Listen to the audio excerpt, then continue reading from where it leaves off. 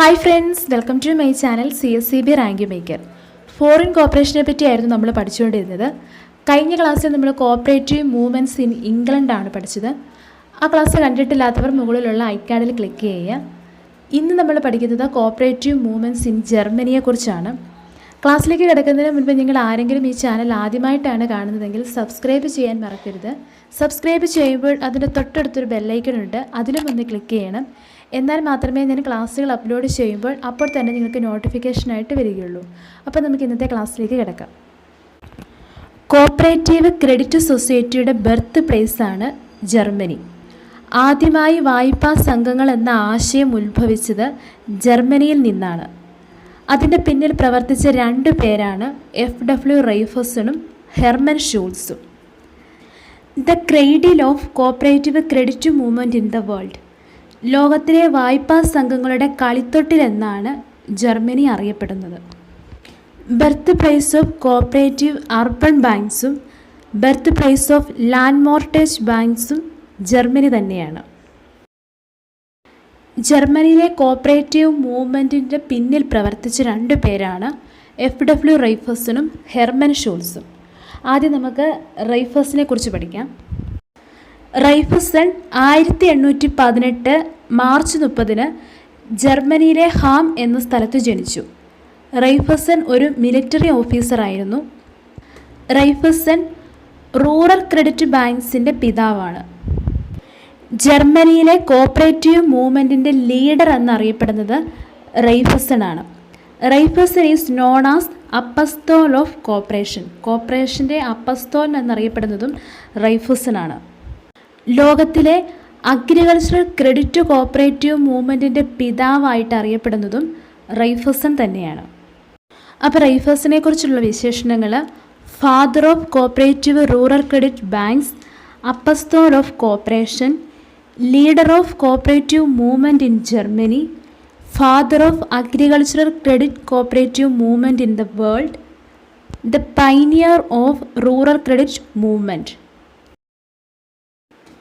The area of operation of Raiffeisen Society was rural areas. Raiffeisen rural ഏരിയയിലാണ് വായ്പാ പ്രസ്ഥാനങ്ങൾ ആരംഭിച്ചത്. Raiffeisen organised credit societies with unlimited liability. റൈഫസൻ്റെ societies unlimited ലൈബിലിറ്റിയിലായിരുന്നു. Raiffeisen started ഹഡർസഫ് credit unions. Raiffeisen Union was started in 1877. The motto of cooperation, all for each and each for all, was first used by Raiffeisen societies. കോപ്പറേഷൻ്റെ motto ആയ all for each and each for all ആദ്യമായി use ചെയ്തത് അല്ലെങ്കിൽ പറഞ്ഞു തുടങ്ങിയത് Raiffeisen സൊസൈറ്റികളിലാണ്.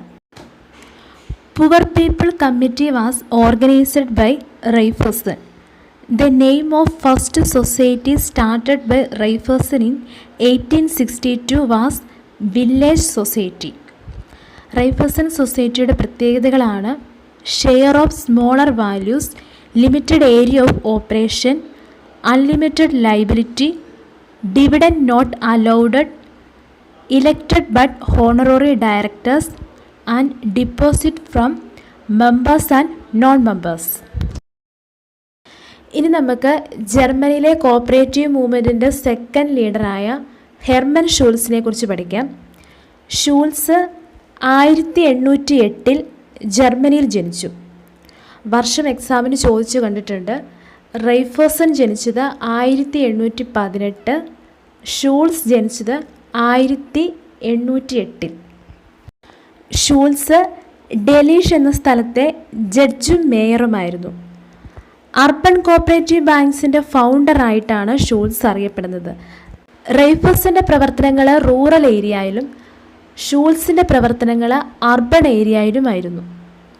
ഷൂൾസിൻ്റെ important ആയിട്ടുള്ള ഒരു ബുക്കാണ് പ്രിൻസിപ്പിൾസ് ഓഫ് കോപ്പറേറ്റീവ് ബാങ്കിങ്. ആദ്യമായി 1849 ഫ്രണ്ട്ലി സൊസൈറ്റി ഇൻട്രൊഡ്യൂസ് ചെയ്തത് ഷൂൾസാണ്. ജർമ്മനിയിലെ ഷൂ മേക്കേഴ്സ് കോപ്പറേറ്റീവ് സൊസൈറ്റിയുടെ പിതാവ് എന്നറിയപ്പെടുന്നതും ഷൂൾസ് തന്നെയാണ്.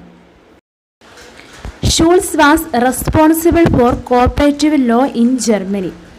1850 ഷൂൾസ് ഫസ്റ്റ് ക്രെഡിറ്റ് സൊസൈറ്റി രൂപീകരിച്ചു. എന്നാൽ പൂർണ്ണമായും സഹകരണ തത്വങ്ങൾ പാലിക്കാൻ ശ്രമിച്ചുകൊണ്ട് 1852 മറ്റൊരു ക്രെഡിറ്റ് സൊസൈറ്റി രൂപീകരിച്ചു.